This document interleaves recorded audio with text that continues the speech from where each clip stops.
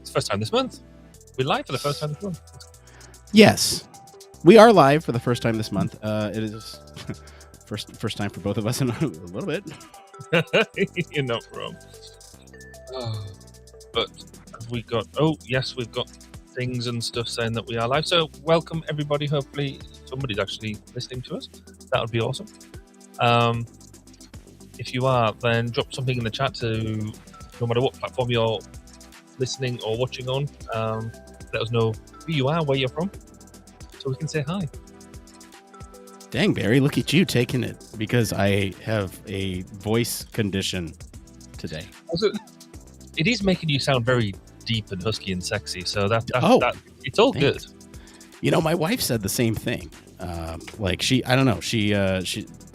obviously is attracted to me normally when I'm not being a jerk.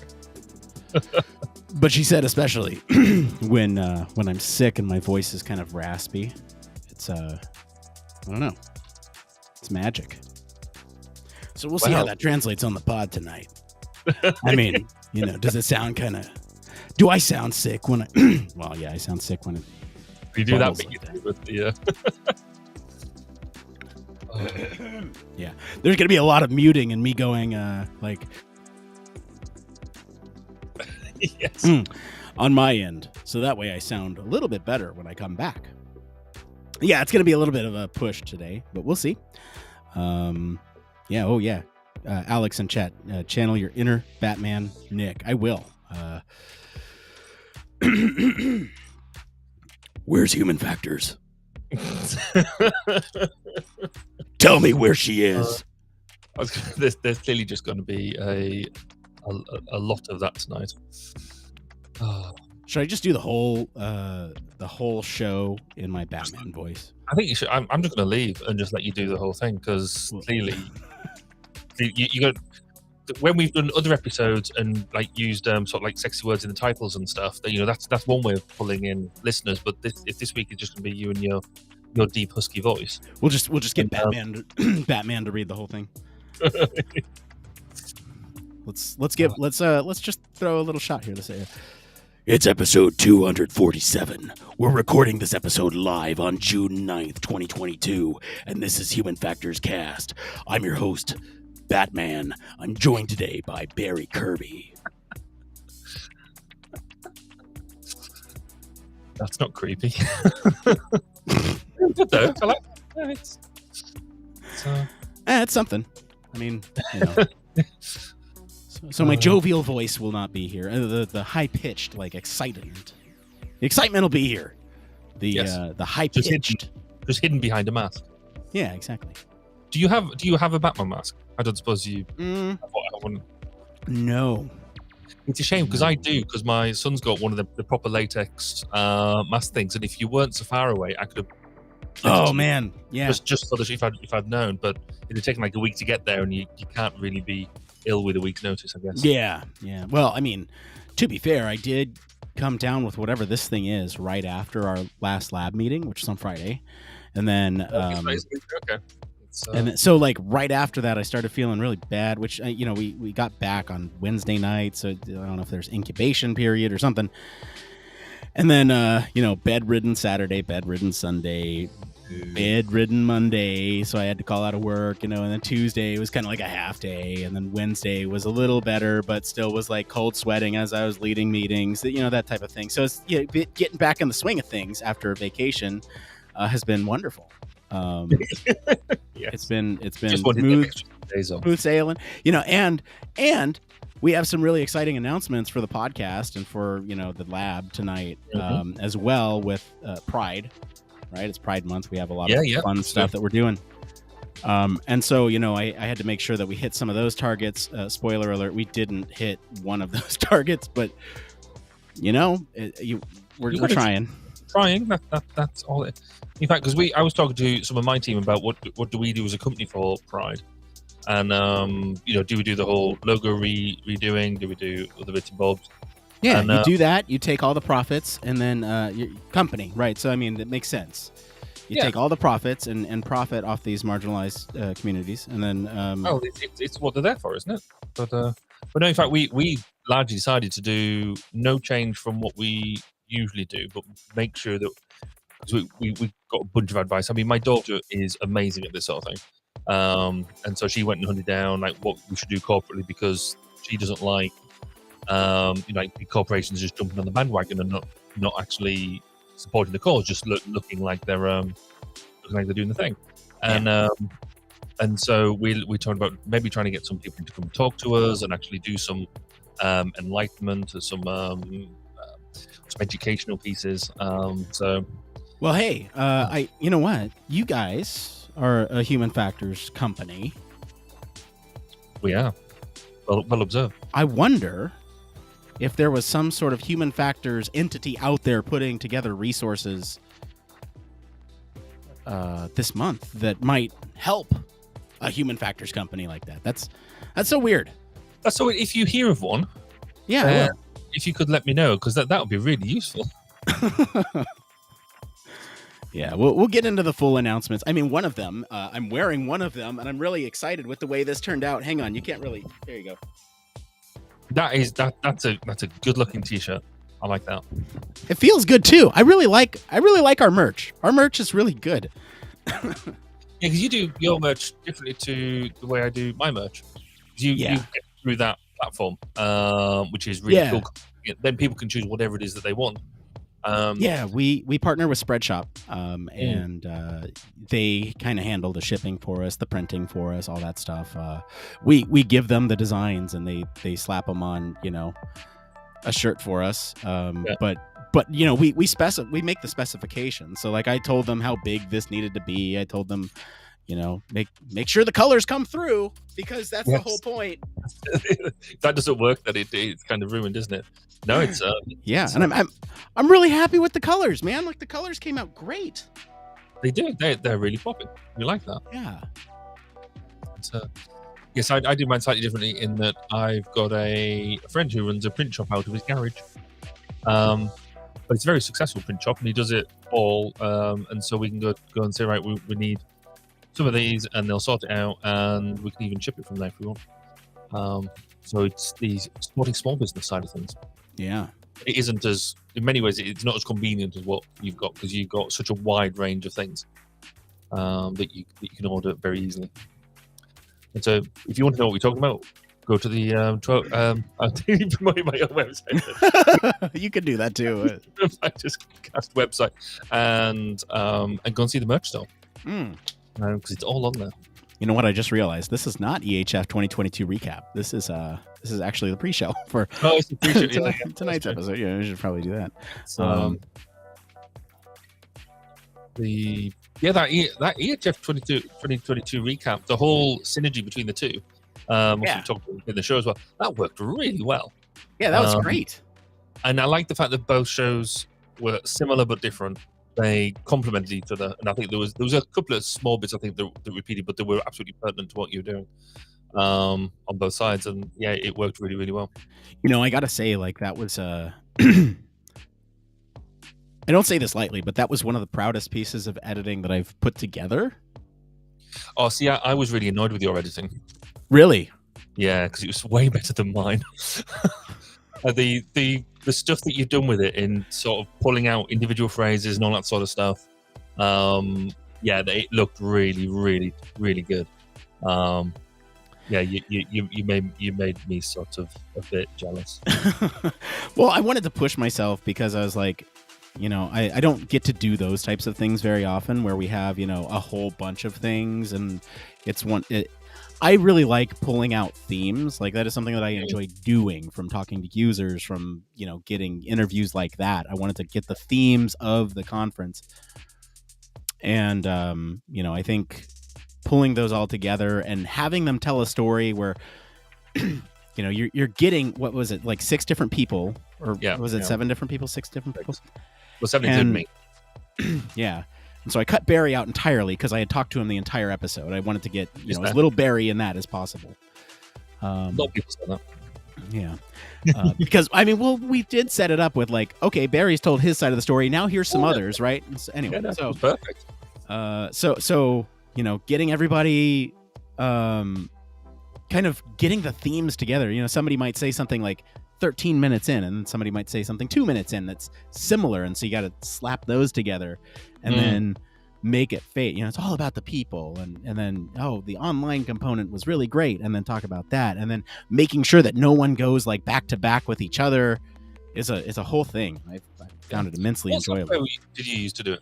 What's that? Oh, I just use Camtasia. Okay, cool. It's nothing fancy. Yeah. No, because I'm still trying to get into using DaVinci, which is quite cool, but I still just don't know enough about it. But and because I don't know enough about it, I managed to get myself on eBay one of the speed editor devices. Because if I don't know what I'm doing, then you just buy the stuff to make it look like you do. Speed editor devices.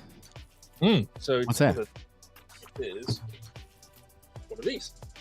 So you get but it works. It's made for and by DaVinci. So I see. Okay. And so it just means that when you're coming to like sort of jog through the stuff, then it's a lot easier. Which would have been useful about 2 weeks earlier than when I got it. But it means now that for next time you're good, right? Well, this is it. I mean, I want to do a lot more of that video capture stuff. So when we're at events and stuff, and then we can do similar things again, because I thought that worked really well. I got you. Yeah. Okay. Very cool. Hey, I got a little surprise for us here on the live stream. Okay. It's when you say that it makes me nervous. Oh. No. No.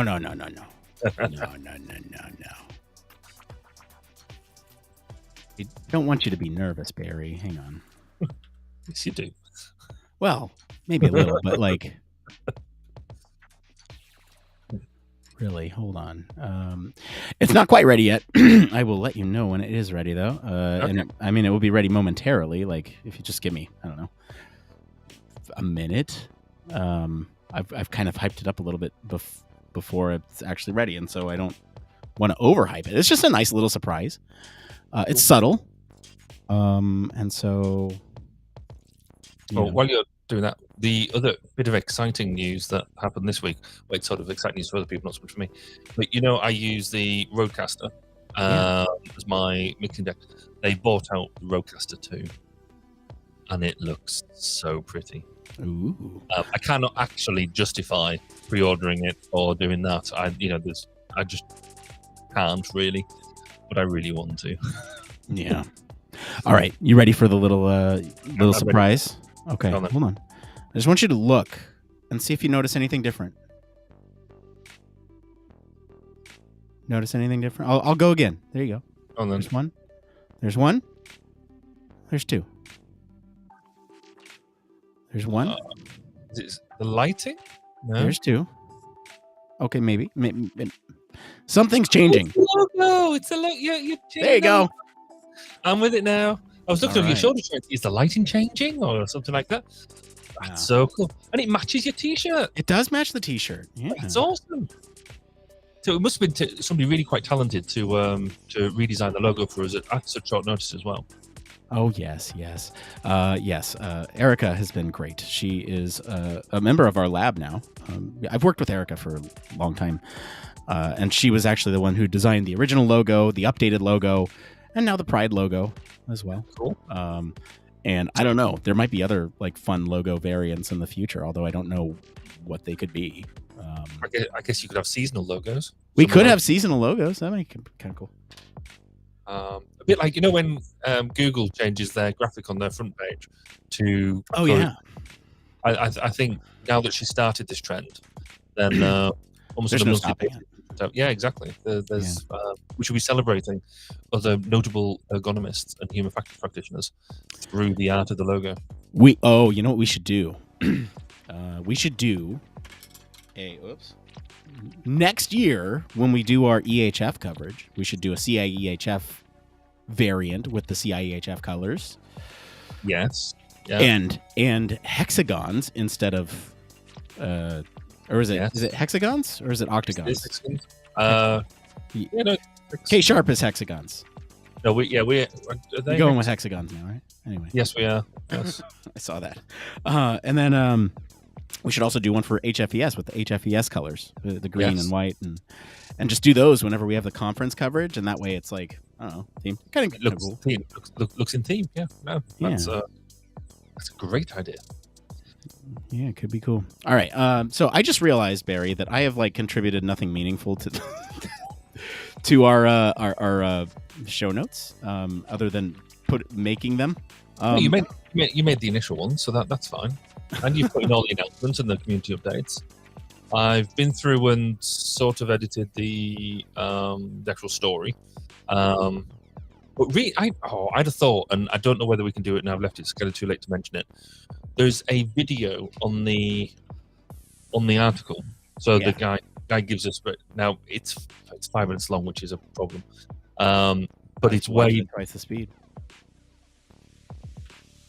I'm just wondering, is there any way we could stream it as part of the? No. But we can relay the information in it. Oh yeah, which is kind of what we're doing anyway. Yeah. So we kind of doing that. Is you sort of read the article, and I don't think the true power of what they're doing comes through until you see the video of them actually explaining it.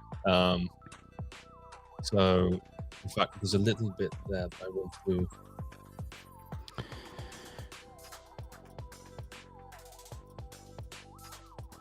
Right now, I actually want to cut that bit into the story because actually that makes those tabs to the right. I've got to really clean up my tabs, man. Jeez. I want to get into using the multimodal desktop thing that I've never really got into doing yet. You know, it's so weird because I do it and then like I'll be like, oh, I just need this open to get to this thing that it's a good way to switch modes, but oftentimes like I think it happens most often with the podcast stuff because I have one for the podcast lab and I have one for podcasting. I'm like, oh, but this stuff is just open over here. I should just do it over there. Or I don't know. It's hard to separate that stuff. Let me shoot. I gotta figure out. So let's see here. I gotta open up this news story because we're talking about that tonight or something. I guess it would be a good idea. Probably a good idea. Geez, I really do just need to clean up these tabs. What is going on here? Okay. So in terms of the content of that video, right, it's just an overview of the web resource that we're looking at, and really, I think this is broken up in that how to use this web resource. There's a little bit more information in the video that's like, Yeah, no, I think I've got it. Yeah, I've just included a bit more, so I'm going to do a little bit more talking, but I think we need to do that to situate the I agree. So here's what we'll do. Here's what we'll do. About that. I am pulling the slides from the video so that way we can just read off those slides because it is the same content that they're basically reading. They're just adding a couple words in between, right? I don't know. Does that make sense to you? I know. Well, actually, I think we probably got it all in here. Oh yeah, no, it does. We do have that. So I mean, what we could do is kind of go through our experience. Like, have you clicked through this tool at all? Because I've clicked through it. It's kind of cool. It really does. Yeah. So I've had a bit of a play, I guess, because I've not really worked in this sector before. Then I'm kind of losing a bit of context, but I'm sure it'll be fine.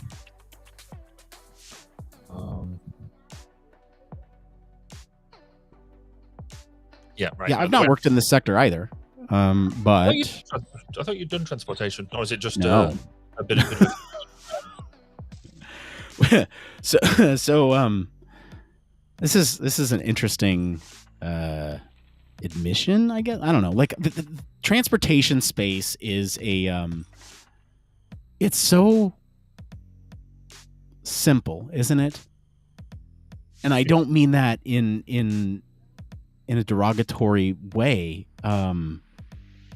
because I'm fascinated with it. It's so simple.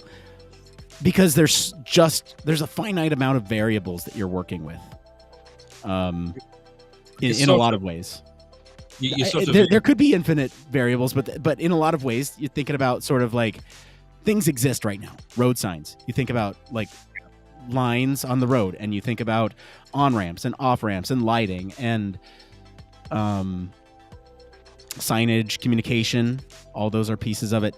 You also think about sort of the design of metropolitan areas. You think of the whole episode we did on sprawl. That was really interesting. Was that you or was that Blake that did the episode on sprawl? It was Blake, because I remember listening to that when I was taking the roof off the building in my back garden. Yeah, that one was really interesting. And then so there's really in a lot of ways there's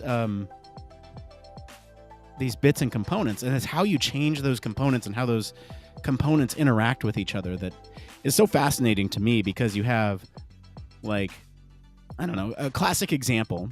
I was driving when we were in California. I was driving on one of the freeways there, and I noticed that the line thickness, or I guess not the line thickness, but the distance between the lines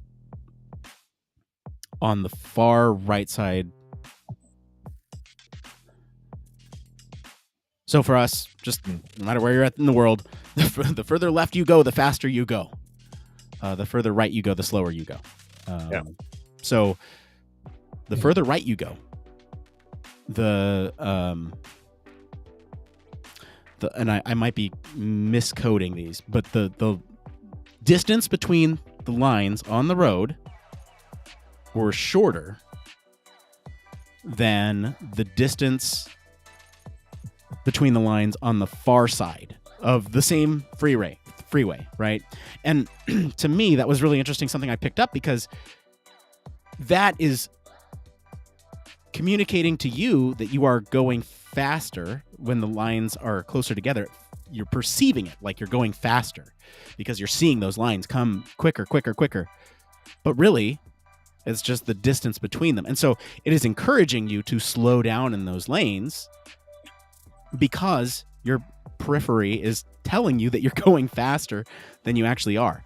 Likewise, in the other lane, the distance between those is farther because it wants you to go faster in those lanes, therefore, get to the same rate perceptually that you would experience those, right? And it's just like somebody did that. Somebody did a study on that, and somebody provided it to, government somewhere and said, we need to do this. There's an even cooler example I think it's in Holland, that as it's got some road, like sort of road bumps in the fast lane, and if you go over the bumps at the designated speed, it sings songs to you. It's a tune, and so if you get it right, you get to play the tune all the way down the motorway, just from the road noise. It's brilliant.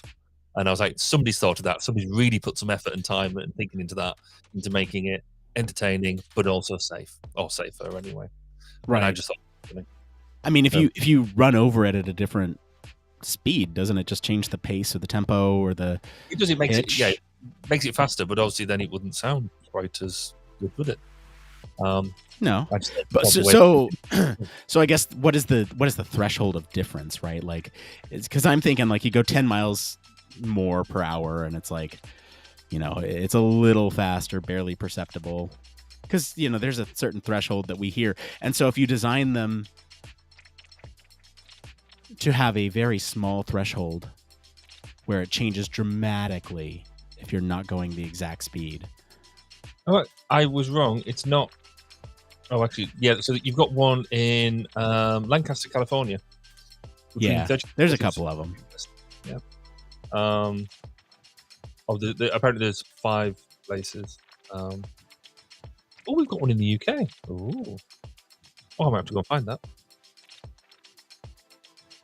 I just thought I like it because it's a rather than being a you must not do this. It hits the more subtle things of you want to do this right because you want it to sound right, and therefore it's more encouraging rather than demanding. Right, but here's the thing: is like music is universal, but not everybody likes the same songs. Now, if it was like, like a song that you didn't like, would you drive faster to get it through quicker? Right. So like, I think that's the trade-off for me, is like the perception that is passive. You are doing that as a human being. That's true. So yeah. I would say that the line distance is cooler than the music. Oh, now we're going to get into a fight with 5 minutes to go. Oh. Yeah, I think they've probably all got their place.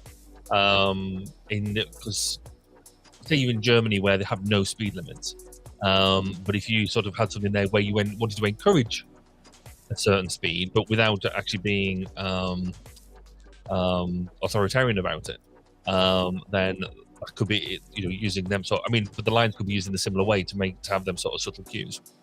I like the idea of nudging and cueing people rather than. So it makes people feel like they're, it's what they want to do rather than what they have to do, because I think you get better compliance that way. But it's not always easy to do.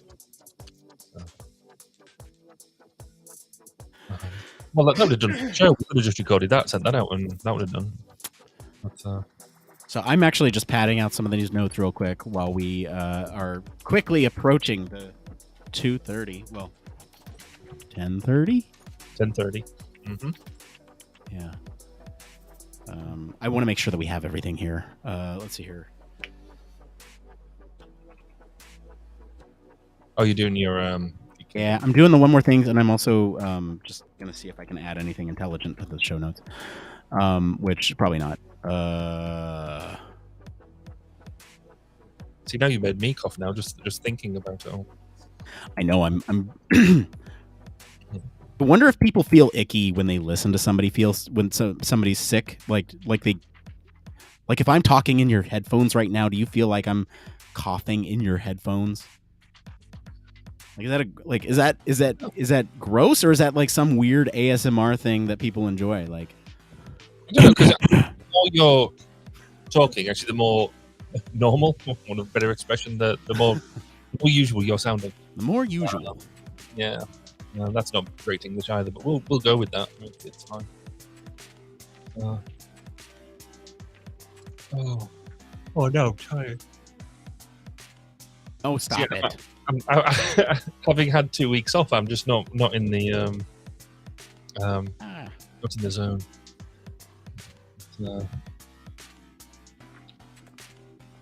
This week has gone quite quickly as well. I can't believe it's gone as quickly as it has. Yeah, same. This week has both been long, and this weird temporal thing where it just what is time? Time is but a construct. That is true. Go listen to my discussion with Peter Hancock and Gabby Hancock from HFES 2018. Time is not real, according to Peter. And I've heard that a couple of times, and it's an interesting. We just perceive it through a linear. Everything has both happened and not happened at the same time, and we're perceiving it through a. Anyway, it's that sort of thing that breaks my head. It was one of those things where we had talked to them on the last day of the conference, and my brain was already fried from the entire conference, and I was like, "You're really gonna sit here and like." Put this existential question in my mind as I'm like already mush. Yeah, it was one of those. Yeah, but just before we go, I'll just say a quick hi to Tony, who's listening out in Cumbria. Family's on board. That's good. Hello, Tony. Thank you for joining us. Okay, I don't know if I have anything meaningful to add to these notes. I'm going to do it live. We'll just. Should I give my best Bill O'Reilly impersonation? No, I'm not going to. Yeah, a conservative American conservative Fox News host. So right, tells you everything you need to know, really. Yeah. But yeah, I'm not going to do a Bill O'Reilly. All right, let's see here. Okay, we we got some stuff for you. So stick around. We got a great show. And I think my mom's trying to say he died. Maybe. I don't know. He. It's a mystery. All right, we're gonna be right back. We're gonna start this show, and I'm gonna try my best to give a performance that is worthy of a recorded podcast episode, and we'll see how it goes. All right. Thank you for joining us. We'll be right back right after this.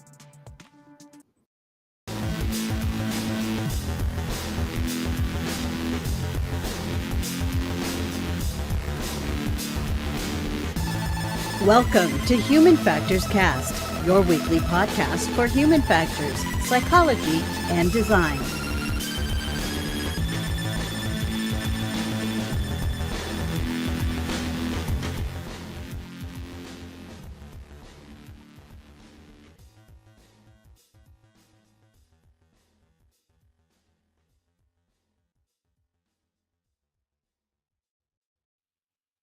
Hey, it's episode 247. I should have just done Batman, right? Should just Batman. Just start. All right, we'll start with Batman. All right, it's episode 247. We're recording this episode live. No, I'm not going to do that. Anyway, it's June 9th, 2022. This is Human Factors Cast. I'm a little sick. I'm your host, Nick Roome. I'm joined today by Mr. Barry Kirby. That's the whole Batman joke. I'm sick, so I'm trying to read it as so. We do have a great show for you tonight. We're going to be talking about the Transportation Research Board's new construction safety and phasing plans tool, which is a lot cooler than you might actually think. And later, we're going to talk about some questions from the community about UX research being recession-proof, maybe. How much internships add to your ability to qualify for full-time roles, and we'll discuss the questions you should be asking project managers before starting research projects. But first, we're back, baby! Yeah! Woohoo! Hey, normally we like to jump straight into the news because we know that's why you're here, but we have a lot of really important updates for June. We hope you'll listen to these and don't skip forward. I said don't skip forward. It's important. So, hey, June is Pride Month. For anyone who's unaware, Pride Month is, and we're celebrating queerness over here at Human Factors Cast, and we're kind of launching a Pride campaign, if you will. So throughout the month, we're going to be celebrating the LGBTQIAP+ community by producing content focused around the intersection of these marginalized communities and human factors, HCI, and UX. So, things we're going to be doing are the deep dives. That is something that we do as for our patrons, but these will be free to everybody. We want these resources to be widely available. We think it's incredibly important to have these types of resources available. We're going to be putting out some deep dives, maybe. We'll have some written content, again, focusing on this intersection between human factors and these marginalized communities. We'll also kind of be helping out with general awareness of maybe some of the issues that are being experienced when it comes to human factors, HCI, again, from the perspective of these communities. And last but not least, we're doing a fundraiser. So, we are just flat out donating 30% of our June Patreon proceeds to the Trevor Project. If you're unfamiliar, the Trevor Project it's an American nonprofit kind of founded in 1998. It really focuses on suicide prevention efforts among these communities, and really they provide these sort of resources and sort of a confidential lifeline for people to talk to. So we think it's incredibly important. We had our members of our lab select this charity. We're beyond that. We have changed our logo. I don't know if you've seen our new logo. I love it. It's all colorful. And with that new logo, we have merch. Contrary to what's I guess corporate standard is, we're not going to take that profit. We're taking 100% of the profits or proceeds, I should say, and we're donating that to the Trevor Project as well. So, go to our merch store, buy our Pride merch. It's all going forward to Trevor Project. And again, if you join up with us on Patreon this month, 30% of that will be kicked back to Trevor Project. I do want to say, first up this week, we do have our Human Factors Minute that dropped on Tuesday. You probably see it in your feed. It's on sort of the lack of resources on the intersection of these two things, right? The LGBTQIAP plus community and human factors.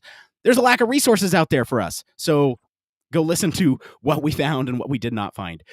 So it was actually guest read by one of our lab members, Rashad. So thank you for doing that. And, it's in your feeds here. You'll get the Human Factors Minutes here, as well as on the Human Factors Minute feed as well, if you're subscribed to that. But that's all I have for Pride stuff. Barry, you've been busy over at 1202 too. What's going on over there? We've actually produced content. After not producing stuff for quite a few weeks, I actually pulled my finger out. No, we've had two really, really good episodes drop. Firstly, the most recent one is with Chris Reid, and those of you who are familiar with HFES will know that he's the current president of HFES. He's also a Boeing Technical Fellow within the Environment and Health and Safety Organization at Boeing. And in the interview, he sort of give me a real insight into basically how he got into ergonomics, and his backstory is of how he got in there. Just had me metaphorically drooling the job opportunities or the things that inspired him. Was just fantastic to hear. And if there's something he seemed to have managed to have picked up all the jobs that I wanted to do, and he did them really early in his career, which was just fantastic. Yeah. What was also really cool from my own perspective, I took the opportunity to pick his brain about, because obviously he's been president, and his term ends in, I think it's October time, and so I took the opportunity to sort of pick his brain about, when I become president of CHF next year, what could I do? What could I learn from him about how I could do my bit better? So that was great. But the other bit, which was fab, because obviously we've been away for a couple of weeks. The first week that we were away on this platform, we had the coverage of EHF 2022, and on 1202 we also had me interviewing some of the attendees as well. And so that whole coordination between us, between the two channels, showing different content or from both sides about what it was like to organize and how people found it, what was the good content, what were the takeaways. I think it just was an entirely fantastic week of content. So I encourage everybody to go back and listen to both of them episodes and see both of them in tandem. So yeah, it's been quite a busy week, and we've got a few cool interviews coming up as well. So I've actually got a full schedule of recording lined up. So looking forward to the next few weeks. It's amazing what happens when you don't have me saying, hey, every Thursday you need to be here. But one thing I'll add to that EHF coverage, Barry was kind enough to donate to our Patreon the full interviews with everybody that he talked to on his end.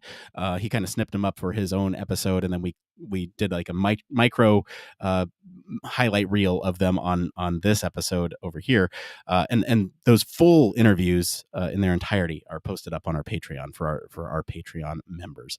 All right, that's a lot of updates. Thank you for sticking with us. We're going to get to the news. Like I said, we normally like to do this up top, but here it is.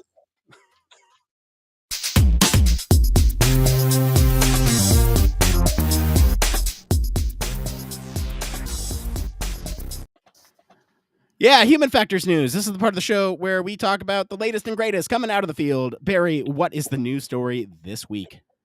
So the story this week is looking at Construction Safety and Phasing Plans, ACRP WebResource 11. So the Transport Research Board in the US has recently published a web tool to assist with the construction, safety, and zoning plans for airports. The Airport Cooperative Research Program, or ACRP, WebResource 11, provides airport personnel, consulting engineers, designers, and contractors with a detailed process to improve the development and implementation and management of construction safety and phasing plans, or CSPPs, and safety plan compliance documents, CDs, it's easy for me to say, for airport construction projects. When you go onto this tool, the CSPP process is broken into 4 main phases, which is shown pictorially on the page. The success of each of these 4 phases is built upon a foundation centered on a culture of safety and collaboration. Each phase contains a process diagram related to that phase of the CSPP process, a description of each task step within the phase, a list of best practices and lessons learned applicable to the phase, and any tools, templates, or training materials that have been created to aid in the execution of that phase. So when you go on it, you get started by clicking on any of the 4 phases, the Safety and Collaboration Foundation, or the Safety and Collaboration Foundation, to learn more about the aspect of the CSPP process. You can click on the process tab at the top of the page. You'll be taken to a page describing each phase of the CSPP process. And the page also includes a short video describing how the whole thing works. The contents of the web resource was developed based on research completed as part of the ACRP project 0803, which was titled Construction, Safety and Phasing Plans. The research effort included close coordination with the Federal Aviation Administration, or the FAA, airports, consulting engineers, designers, and contractors to develop those research findings. The contents of the web resource are not intended to contradict or supersede any regulatory guidance regarding CSPPs, SPCDs, or construction safety issued by the FAA. The web resource is meant to complement the FAA's existing regulatory guidance as of, in this case, November 2020, and it's meant to aid airports in the development, implementation, and management of these CSPPs and SPCDs effectively under the existing regulatory guidance. The point here is the FAA updates their official guidance and materials from time to time. As a result, the users of this web resource are also then encouraged to check the FAA website to identify where the FAA guidance materials may have changed. So that was a long discussion there, Nick, around this new resource. But fundamentally, do you think this is a good thing, an exciting thing? Wow, that was almost as dry as my throat. So let's talk about this. So, just in broad terms, this is a cool tool that allows for these processes to communicate best practices, lessons learned for these processes by which government standards for airports and FAA standards, all that stuff.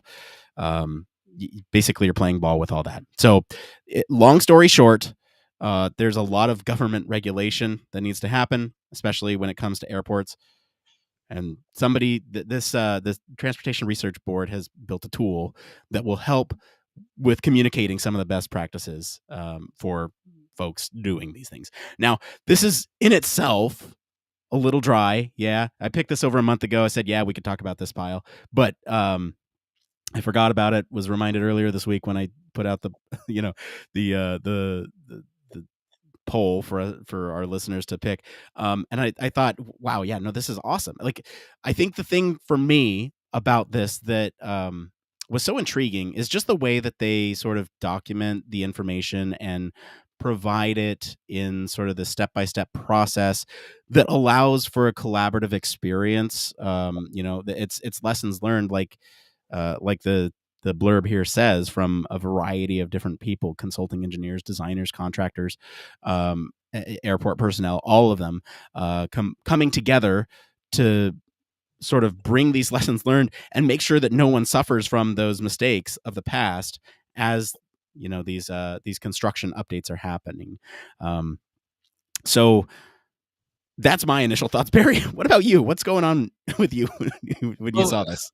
If we're all being honest about this, I've got to admit, when I first read the story, as we sort of said, even just trying to read through it all, and I've actually been through the story and rejigged some of it to try and make it sound a bit more interesting. It took me a long time to get into it. I was very much of like, I don't get this. I don't see really. I couldn't get past the words. But they've got a really cool video on the site. And so I'd encourage anybody who follows the link to go and read the article, actually watch the video of it, because that's where they take you through what it does. And then you go and have a play with the tool itself. And really, when you get into it, the real story, it's around collaboration. It's around sharing of common data sets, common tools, and the common way of working. So you've got all these different stakeholders. You've got contractors, you've got designers, et cetera, et cetera. And one of the most common things that we have problems with when you're working on large projects is people working to what they perceive might be the common process, but actually they're all doing their own processes, and somebody's just hoping that they're all coordinating them together. With this, at least you can see you've got a common resource where everybody comes together and you say, right, we're all working off the same page. With this, we're all using the same process, the same standards, et cetera, et cetera. So that, I think, is really cool. I do have a bit of a problem, which is why I included it in the blurb, with almost this get out of jail free clause at the end, where it says, must check with the FAA in case of changes and things like that. If you're going to produce a tool like this, part of the responsibility, in my mind, part of the responsibility of you doing that is you have to make sure it's up to date. I don't want, if I was using this, I wouldn't want to sit there and then go and go back and then check, do all the work and then go, oh, I better go and check all the sources to make sure they're all relevant. That should be part of the service, as it were. I get, it's hard to do that with research, but it's kind of just a Right. small flag. But what I really do like is the way that it steps you through the activities in a graphical way. I'm a pictures guy. When you can go and drill into, right, I want to be this part of the process. You click on it, it gives you the appropriate bit. That's cool. So yeah, it felt like a dry topic when we started, but when you get stuck into it and using it, I think there's not only you must be useful for the people who are using it. It's not my area of expertise. But you can say, I like the way that they've done it. I like the way that they've developed that tool. Yeah, I think the first thing I'd like to do is kind of almost an audio only demo, so to speak, of what this is. So you said this tool is very visual, and that's true. We're going to talk through this as if this is a podcast, so if you're listening to this later, you're welcome. So it's visual, but really it's just this safety, construction safety and phasing planning process really is kind of broken down into 4 steps, 4 phases, if you will, right? There's the pre-CSPP, which is what is that? Construction safety and planning phase, activities phase.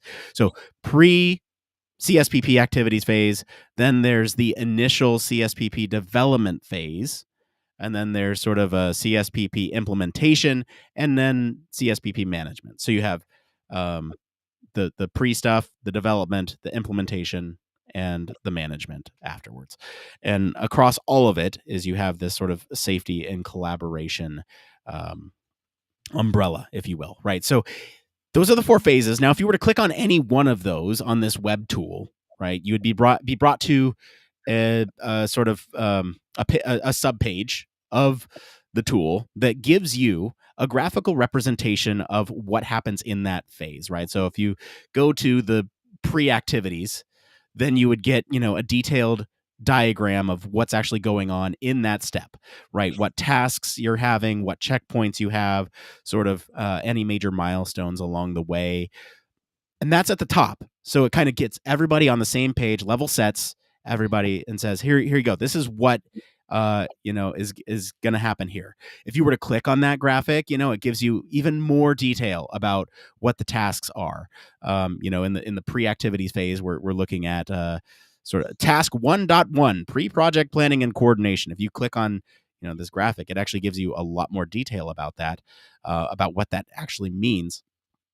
And then below that graphic, I think is a really great way to organize things, is it has tools right at the top.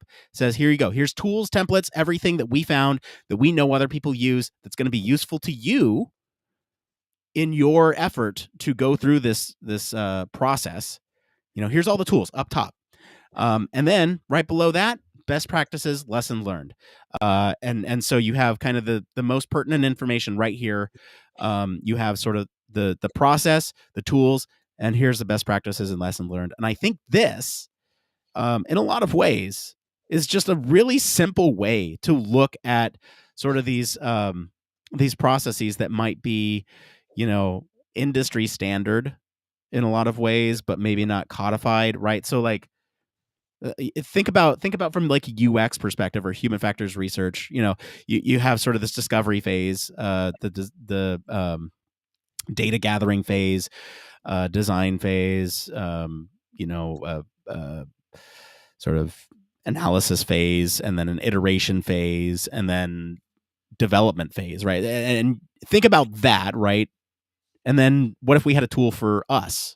Right. Well, in development, you might have a bunch of development tools at top, and here's some best practices about how to integrate for developers with human factors practitioners or UX people, right? Like it would be a good thing for them to click on. I'm in the development phase. I'm going to click on this, and here's the tools that I could use, and here's how I interact with these people.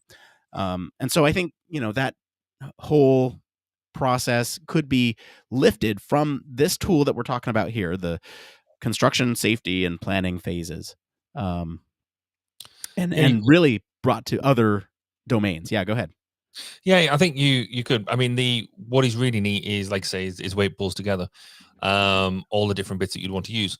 However, I would also suggest that they do need to get a UX designer or UI designer on board, because this is just almost so good that it kind of gets let down right at the last moment. So you mentioned that if you click on the diagram, it brings you a whole wealth of information. And so what it does, just to try and paint the picture, you've got the nice pretty diagram, which does label things out nicely. It's got nice little diagrams and the right sort of shape boxes to pick it. You click on the diagram, then it just brings you up a massive web box and just loads and loads of text, which I'm a graphical person, my eyes then just glaze over. For some really simple changes to make this really good, I would have each one of them as its own unit. As I click on each box, then you pop up another little diagram, or maybe just a small bit of almost like a tooltip type affair to make that work. It's a lot of, it's like these tools that seems quite typical. It's a really good idea. It's really, really neat, and kind of just when it could be great, so it sort of falls over that. So a bit of advice, and a free usability review right there for the project. They if they did that, I think they would go from great to really great. But it is cool though. I like I say we could use in order to we do the human factors integration processes. That can be quite a complex thing with different tools to be doing different things. It's the top of my head because it's something I'm doing a lot of at the moment. And having an approach like this could make everybody's life just that little bit easier. Yeah, I worked with folks that worked on like an HSI tool a long time ago that was kind of similar to this.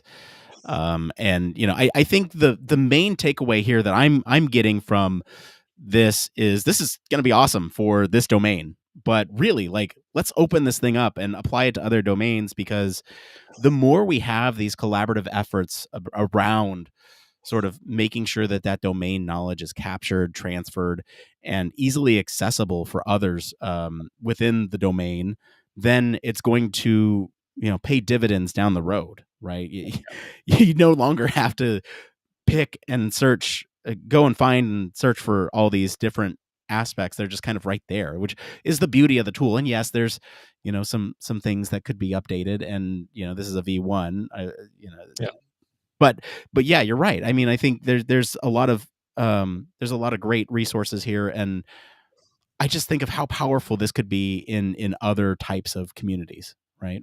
Well, is it worth us doing? We've started to do the breakdown bit. If we took this as sort of that generic form of this idea of having the processes put online or available in this way, if we break that down through our human factors views, then we can actually try and pick out some of them bits that other people could take and put into their own platforms.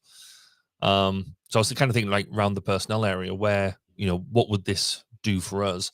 And for me, I think I kind of said it in the blurb, which was a thing that breaks down quite a lot is this bit where you might have software engineers developing to software standards, us as maybe doing human factors integration to our human factors integration standard, and other all the other disciplines. If we've got this one central resource, there can be no excuses for people not knowing the process that you're following, what you're meant to be doing, and when you're supposed to be doing it. So if you're using that same material, everybody should be on the same page, and therefore any of them sort of blockers around miscommunication should, in theory, be removed. Do you think that's the case? Do you think that's a fair assumption to make? But Barry, what if it updates? What if the guidance updates? Well, yeah, that's as we said earlier, that's kind of my problem with it. Yeah. Well, I mean, look, like here's the thing: is this was done as a research experiment or research exercise, and created, with funds. I'm thinking, what if you took the open source approach? What if you had almost a Wikipedia type, editors, moderators, admins type of thing, where you have influential people in that community or that domain that you're building the tool for, moderate this thing, and then if the guidance ever were to change, like in this example, the FAA, if they came out with new guidelines, you can say, hey, these are current for and slap it on as a banner on every single page and say, look, like that we're still updating this. This has not, been vetted. It's not been sort of cleared, if you will. So take everything with a grain of salt, and kind of just puts you in that weird headspace as everyone's trying to figure out these new guidelines, and then everyone can kind of contribute together. I think that really would get more at that collaborative effort as well, because then you'd have, places where various different types of users might be able to come forward, right? Let's say the example that's a little bit more familiar to home, right? Let's say you have UX researchers, designers, PMs, and developers, right? So you have sort of a traditional software development team, and so like let's look at it from that perspective, right? You might have developers who come in and say, hey, I was talking with my UX researcher about X, Y, and Z, and we had a really great breakthrough here. Almost like a forum, but then have that thing come forward as a best practice. I don't know. There's got to be a way to like let different roles submit things that go into different places. I don't know. I think this is really cool. I'm thinking about like how we can make this better. Where you would, what I would be doing with the FAA stuff, for example, or anybody who's producing standards, they generally do want a website that has an RSS feed. And so then I would take the RSS feed from here, and I either having some sort of live update, or if you've got somebody who can do the coding, do the comparison between the current content and the current RSS feed. And if there's a change, then it's either as simple as, like I say, if it's almost a wiki type approach, flagging it, this is now out of date and needs an update. It pushes somebody to do that. Or even just some more direct, there could be some clever direct merging there going on, which works right to the point that the authority changes the structure of what they're doing or something like that. But even just a simple flag to say, there's been the latest version that this is codified to is this. There is a new version out. We need to do the update. That has value, because when I sort of looked at this from the system safety perspective, yes, if you do all this, as we say, lowers the element of miscommunication, but it is also, because of that knowledge issue, because of that data issue, it's also a single point of failure. That if everybody commonly uses their own data, everybody will fail spectacularly. But as you say, if you've got some different eyes on this, if everybody's looking at the same data, there's a greater chance that people spot the error. So yeah, I think there's definitely something around that community aspect. Yeah, that makes it really safe. The big problem with the community approach is like, how do you make sure or enforce that the community is actually using it, right? Like from our perspective, UX, human factors, there's a lot of people there. And how do you make sure that those people are using it for, the things that they're working on? I don't know. Let's pick a couple more like fun pieces as this tool applies to the traditional human factors stuff, and then maybe we'll move on. For me, I think the we talked a lot about the collaborative effort, and I do want to kind of push forward on that as well, right? When you think about sort of the organizational, social implications, unless this is being developed in tandem or with the blessing of the guidance that is coming out, right? Like if it was being blessed by the FAA, which I think in this case it is, because it's TRB, all government, right? And so, for industry things, it's going to be a little bit more hard to do something or to implement something that is, or enforce something, I should say, that is going to be a tool like this. When you have sort of the government standards, when you have sort of a need to follow those standards, it's going to be easier, especially if it's coming from the source itself. And I think that's kind of a key note that I want to sort of bring forward, is that this works in cases where it's mandated and maybe falls flat in others. Yeah, and I guess my final point on this would be following on from that this seems to be quite good, because this seems to be a fully mandated end-to-end process. Mm-hmm. Whereas one of the things that we can do quite a lot in human factors, and particularly the HFI world, is tailoring. Is tailoring a process to suit the scale and development of what it is that you're trying to do. You don't necessarily want to do a full process for a small version of. So if you're doing like say a really small airport, you might do something probably less than what you'd want a super airport type thing. When you have a process laid out from this, people sometimes use it too much as a crutch, and forget that some processes are tailorable, and you actually get efficiencies if you do tailor things appropriately. It's too easy to fall into must do 1.1.3 because it says 1.1.3 must be done, whereas sometimes you don't necessarily need to do that, as long as you acknowledge that up front. So that's my sort of I guess a small note of caution, is something that we do quite a lot of. Yeah. I mean, I don't want to stretch out this discussion too much longer. One, my throat is hurting, and two, we got some great questions I want to make sure we have some time to get to. But one last note, Barry, our numbers tend to rise quite significantly when we talk about sexy topics or like risque topics. So I'm expecting a lot of downloads for this construction safety and phasing plans episode. It's gonna be great. It's gonna be big.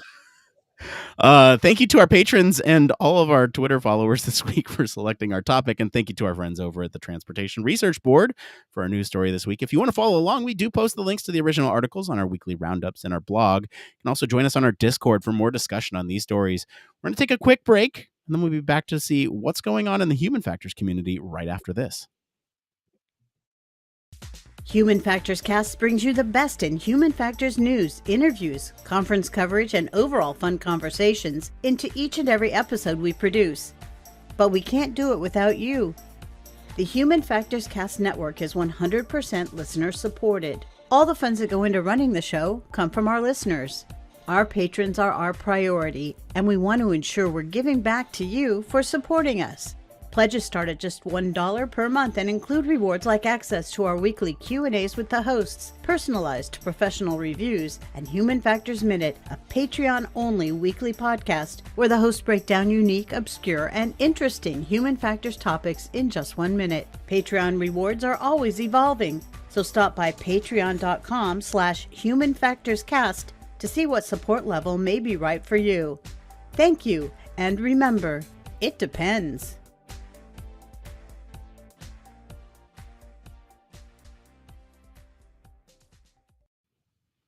Yes, Patreon. We especially want to thank our honorary Human Factors Cast staff, patron Michelle Tripp. Patrons like you keep the show running. Seriously, we use those funds to support the lab and everything like that. There is one tier that we don't normally talk about, and that is the show sponsor. Now, we do our show sponsor through Patreon. We historically haven't had one, and we have wanted to keep the show sort of sponsor free. And really, it's just if it makes sense, we'll do a sponsor type of thing. I do want to talk about it, though, especially this month as we're doing this whole Pride campaign. This would be a great month for a sponsor to jump on, because in this tier, we'll read sort of 150 words of their choice every week, in place of that Patreon commercial that you just heard. So if you want to reach, thousands of human factors practitioners, that's a way to do it. There's also a permanent link on our website that our sponsors get. I say all this because if you're listening and you know of a company that might be looking for human factors engineers for their company and want to reach others, this might be a good thing to bring up, or I don't know. It does help the show, right? We're not begging for money here. In fact, we're, like I said, we're giving away 30% of our Patreon proceeds this month to the Trevor Project. It's just a good month to do it, and it's something that we don't often talk about. It's a sponsorship is an opportunity. So if you're looking for that might be something to consider. I don't know, Barry. Any words on sponsorship? How's K Sharp looking? Do you got the budget for that? I'll go and talk to the boss.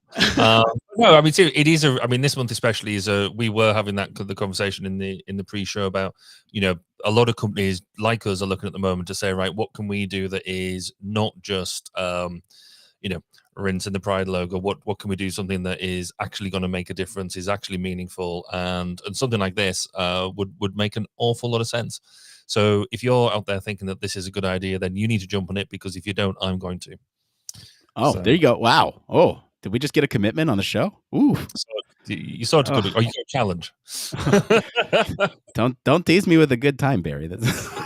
Oh, man. All right. Well, why don't we go ahead and switch gears and get into this next part of the show we like to call... It came from...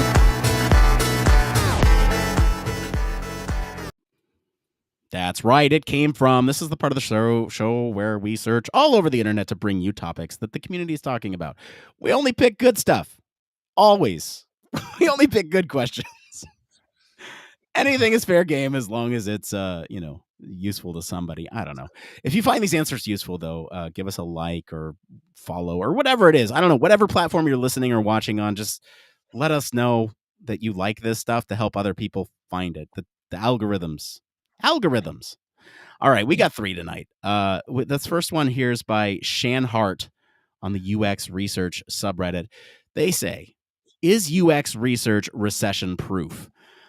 They go on to write, I recently transitioned into a UX research role, but if a recession hits and our team is impacted, I'll definitely be the first one on the chopping block. So I'm wondering how recession proof the UX field is, or by extension, human factors, right? So how is, Barry, in your opinion, is the UX field or human factors field recession proof?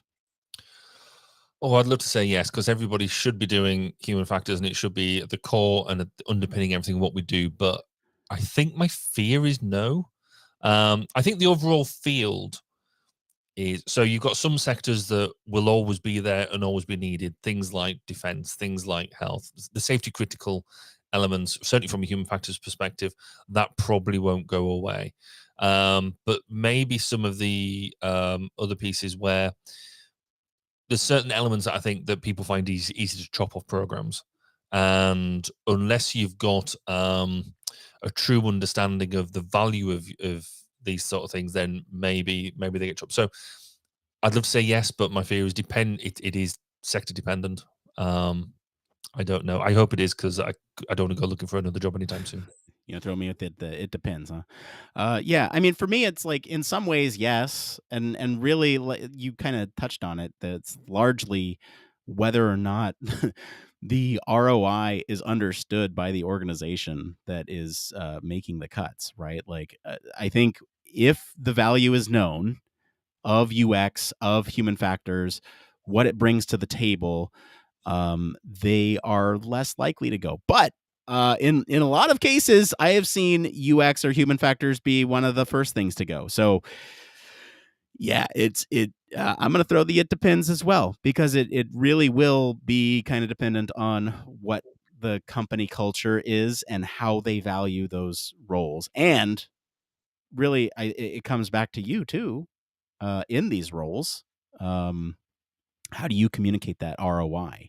How are you showing the things that you're doing are making impactful differences?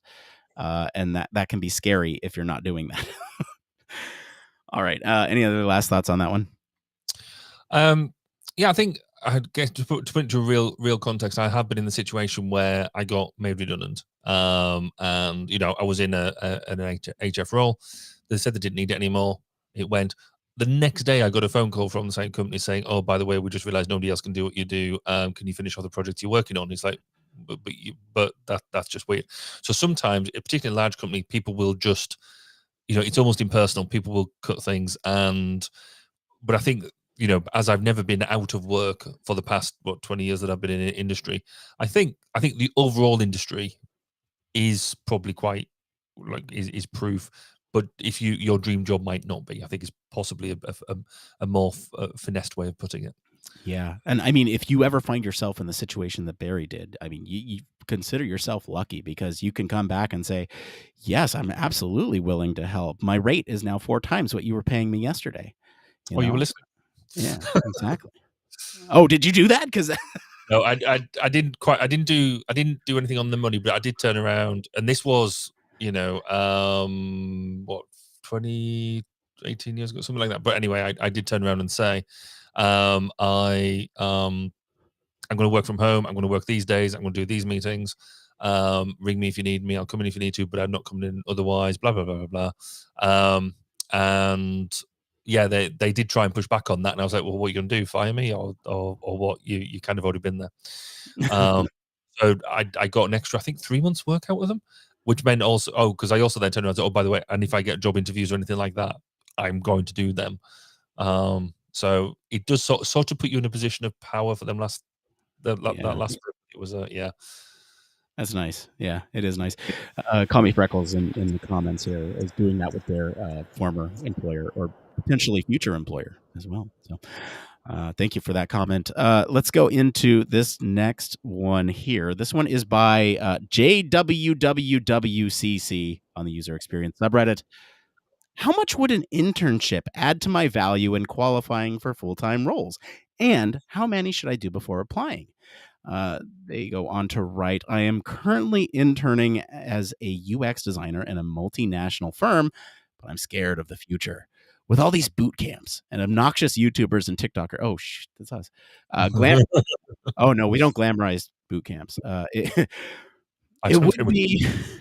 would be an even more saturated field. I genuinely love what I'm doing, but finding a full-time job is becoming a worry for me since I graduated from university. Barry, what do you look for in candidates? And really, how many internships do they typically have under their belt? What's important? So I'm going to try and not steal your answer in the fact that I look for people. I look for good attitude. And it's about, so for me, as an employee, the value of the internship is not is not the fact that you've done them as such. It's about you've had an opportunity to learn how business runs, and the difference between business and being in education can be a massive culture shock to some people. And just knowing the fact that sometimes you it's not like having an assignment to hand in. There is an expectation of self-motivation. There's an expectation of wanting to do stuff to a high quality, not to get a good grade, but just to get it out the door. About being able to be that self-motivated person that sorts stuff out for yourself. And, just them, and knowing that if you're going to go on a coffee break, then, that's absolutely fine. That's all good, but you are expected to sit back down at the desk as well. Timekeeping, even if you're flexible working, you're still expected to be contactable. All that sort of the stuff that once you've been in this industry for a bit, you sort of take for granted. That's what the value for me about the internship is. You get to learn that sort of stuff whilst you're going through either your education piece or post-education, whatever. And then it's the value of what you've got out of that. So have you learned to be a good communicator, to be a good worker, a good team worker, for the good of the project, not just for the good of your own grades, as it were. But fundamentally, it's about having the ability to show off that good attitude. What about you, Nick? What do you think? Yeah, no, I think all that is spot on. I think really when you're looking at the business experience is great. Not all internships have that. Sometimes you're working kind of in a sect of a company. Sometimes it's weird. And so the things that I am looking at here is not necessarily number. When I'm looking at candidates, I'm not looking at the number of internships that you've had.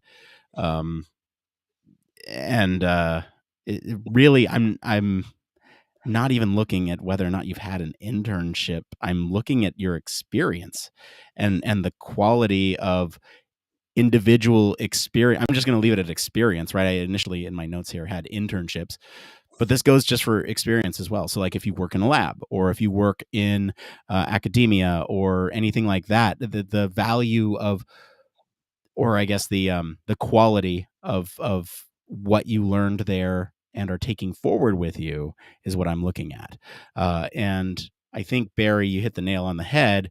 The business experience is a big part of that. How well are you going to integrate with a team that's already established? But ultimately, you could have, we talk about innovation all the time on this show and how it's just applying something from one domain to another.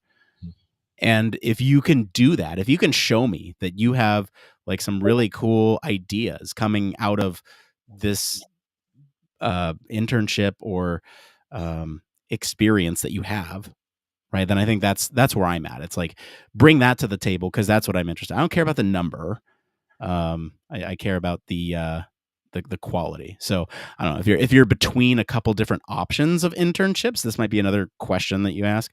If you're fortunate enough to get, several different offers, it's like, which one of the ones are that you think are going to be the most fruitful in terms of, I would almost say, breadth of experience at that point, not necessarily depth, because you get the depth later. And the breadth will really come in handy for being able to, one, identify what you want to do, and two, being able to communicate a wider variety of things to prospective employers. I don't know. That's my 2 cents. Any other closing thoughts on that one? I guess there's just one thing that, with what you said, I have a current irritation at the moment that a lot of employers are out there asking for graduates to, recent leavers from academia to come and join companies, but also to have a breadth of experience.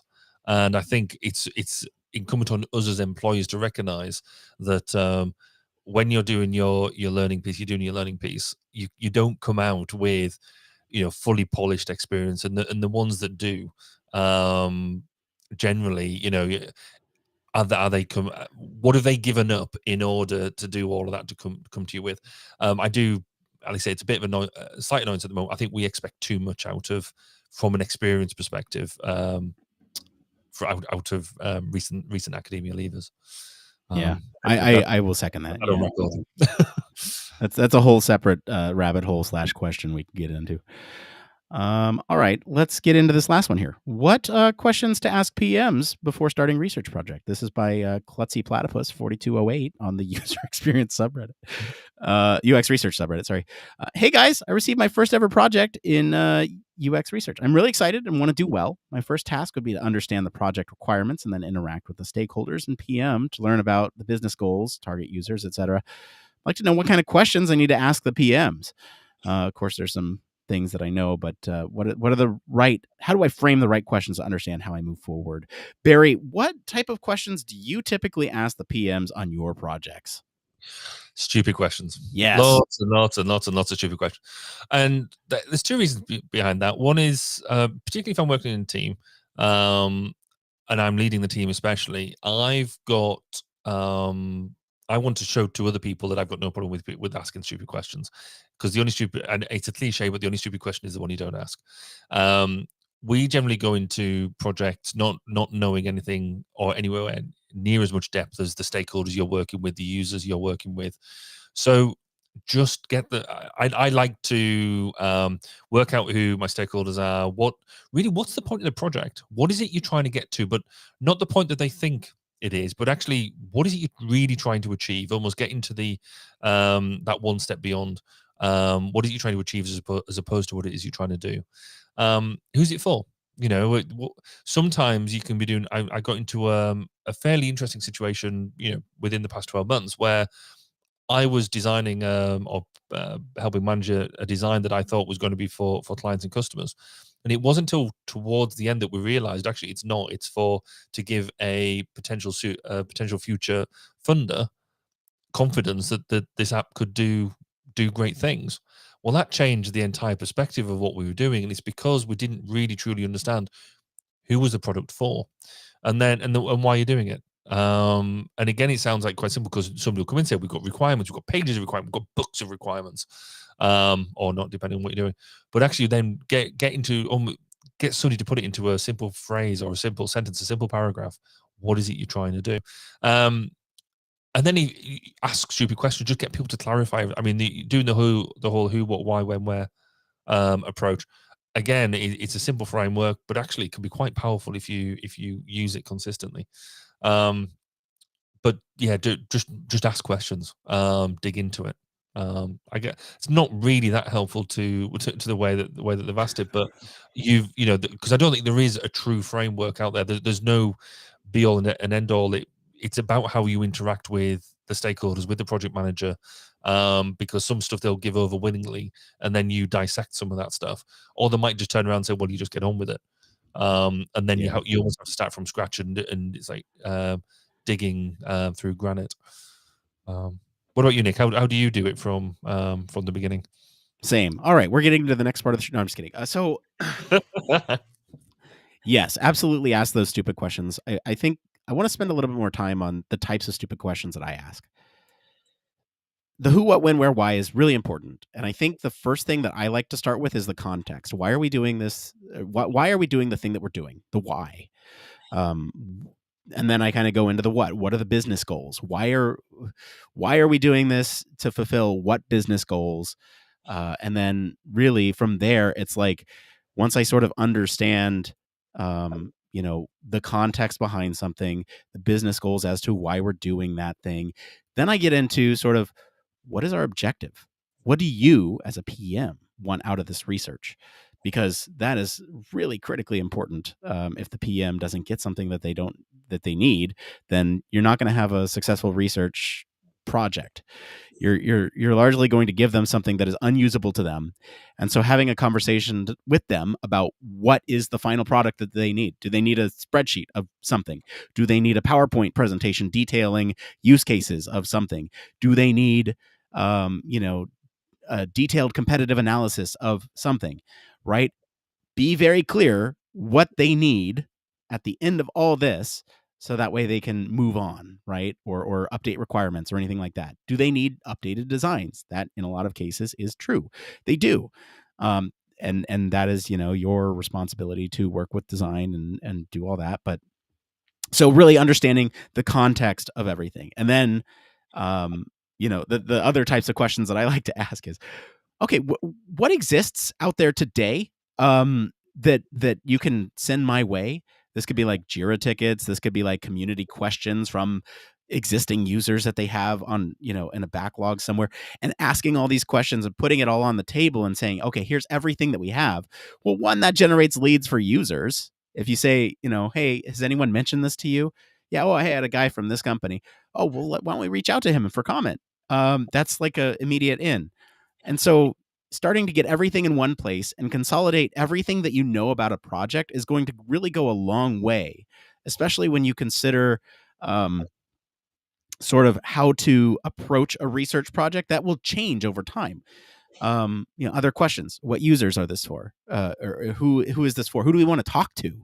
Because there's sometimes things that you're developing for somebody that might actually you want to include talking to somebody else in there, right? Do you include a decision maker when it's actually somebody who's using the product? Well, the decision maker is going to decide whether or not that gets enabled. So yeah, let's talk to them. So these are the types of questions, and there's a lot of them. I would highly recommend that you sort of come up with some sort of framework for asking all these questions in a consistent way and documenting the answers.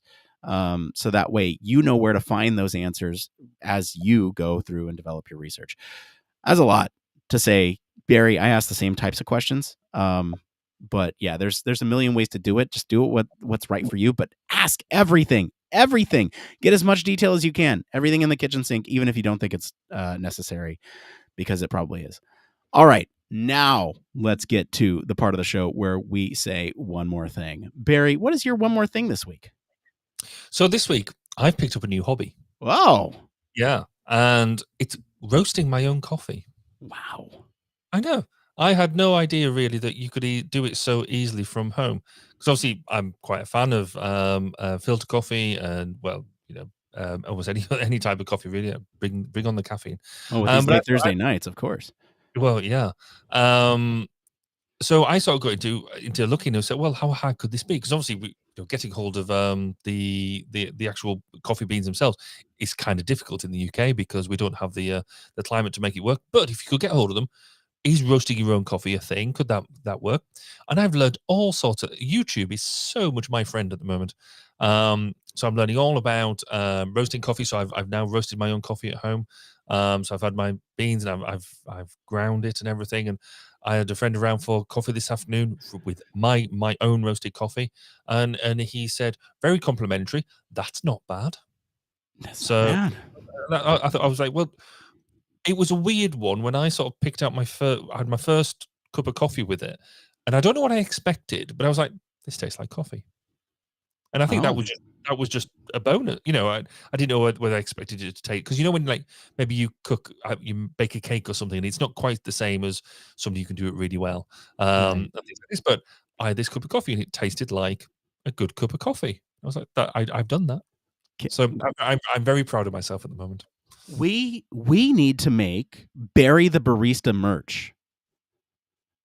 Can we make Barry the Barista merch?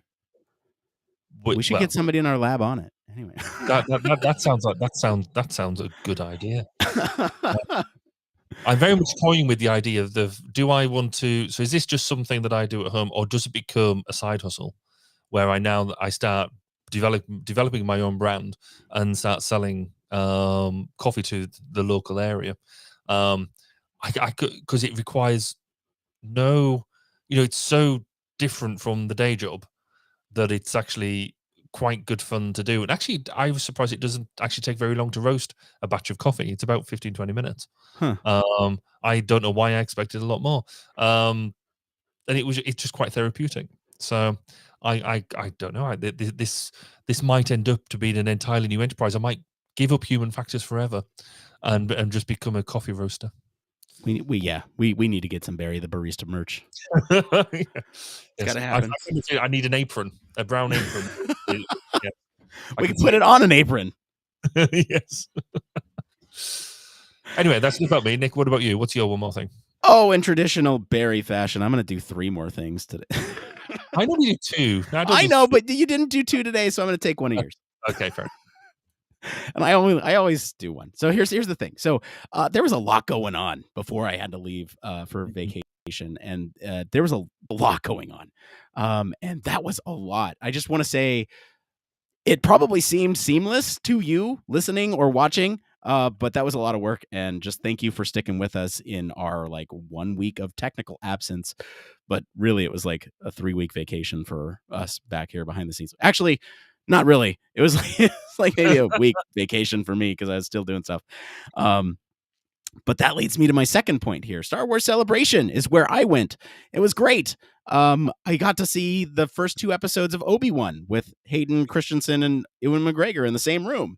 It was pretty sweet on the big screen, And I was posting all about it in the Discord. You can go and see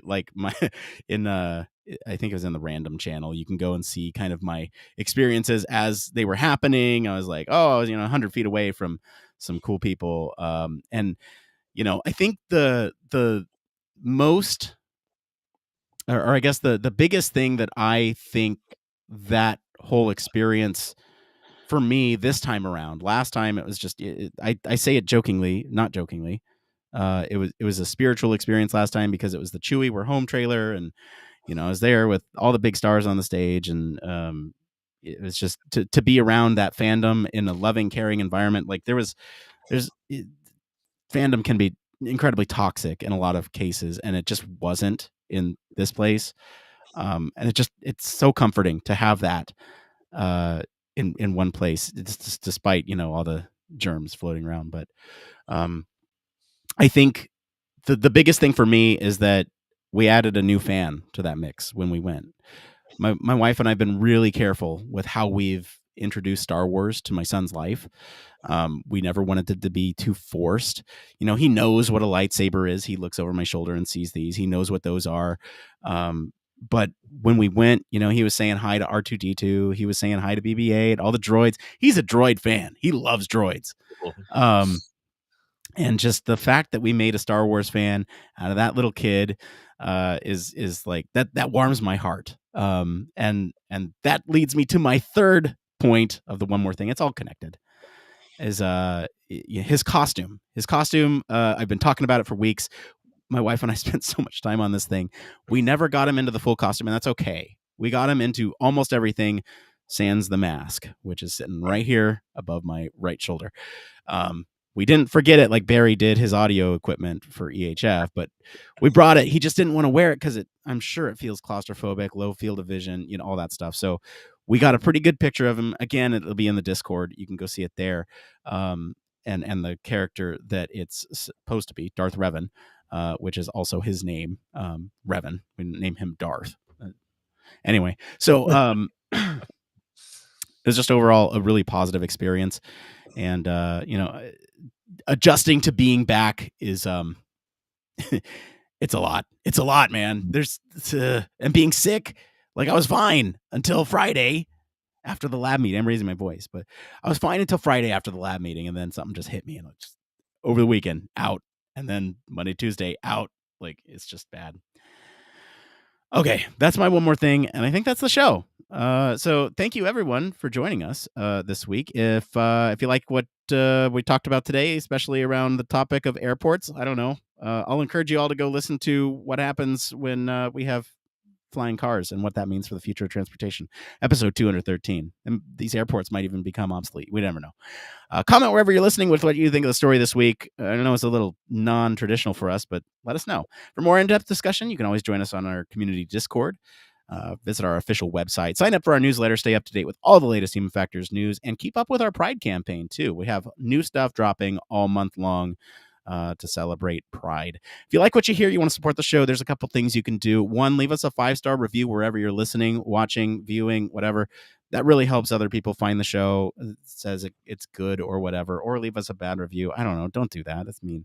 Tell your friends about us. Word of mouth is how we grow. Seriously. If somebody says, hey, I listened to this really great podcast, and these guys, this one guy was sick the whole time, and the other guy talked about tools and coffee. It was great. That'll really help us grow. And 3, if you can, support us on Patreon. That's 30% of our proceeds this month going to the Trevor Project. And especially if you want to become a show sponsor, Barry said he'd jump on it if no one else did. So either way, I got a sponsor. Just kidding. But do check out the Patreon. We do always kick back a lot of stuff for our patrons. And this month especially, you'd be doing a lot of youth a good favor. I want to thank links to all of our socials and our website in the description of this episode. As always, I want to thank Mr. Barry Kirby for being on the show today. Where can our listeners go and find you if they want to talk about the exciting world of construction safety? Exciting world, interesting words. You can find me on Twitter at Baz_K and other socials at Mr. BP Kirby. But if you want to hear some Human Factors interviews, come and find me on 1202 the Human Factors podcast at 1202podcast.com. As for me, I've been your host, Nick Roome. You can find me on our Discord server when I'm not sick and across social media at Nick_Roome. Thanks again for tuning in to Human Factors Cast. Until next time, it depends. And then we're doing a post show, so not bad. Yeah, it's weird being in the podcasting seat again because I gotta get used to timing. And that was such a weird episode because we did like a 15-minute news story. Then we did, considering I was expected to bail like half an hour ago. Then we packed that one well. Yeah, that was a lot. And sometimes we tail load it, so there's that. But this is the post show. One thing that I didn't mention that I was going to mention on the one more things is the new Obi-Wan show. There's a new droid, Lola. Okay. It's a very tiny droid. It's like a ladybug droid. It like kind of fits in your hand. Without spoiler, I'm not going to spoil for anybody whose it is or what the story is behind it. But it's a very cute droid, and I got some files, some 3D files. I've been printing it for days. It's very tiny, but there's a lot of pieces and parts. Cool. Looks really good. It's not sanded yet or anything. It's just it'd be great to see it. It would be great to see it, wouldn't it? This one I'm building for my wife because she wants to paint it with like a pumpkin color scheme. Oh, cool. Okay, yeah. And put like the flickering lights in it, make it look like a pumpkin. And so I gave it to her a couple hours ago to show her, like, hey, look, all the pieces are finished printing except for the feet. And she must have taken it and put it on her shelf somewhere or something because I cannot find it. Yeah. It's okay. I'm going to make my own. Thankfully, the one I printed for her is a little bit large for the scale. The droid actually fits into a child's hands. Right. This one fits into an adult's hand, and so it's the scale's a little bit off. I want to print mine at scale because it's very cute. It's a cute droid.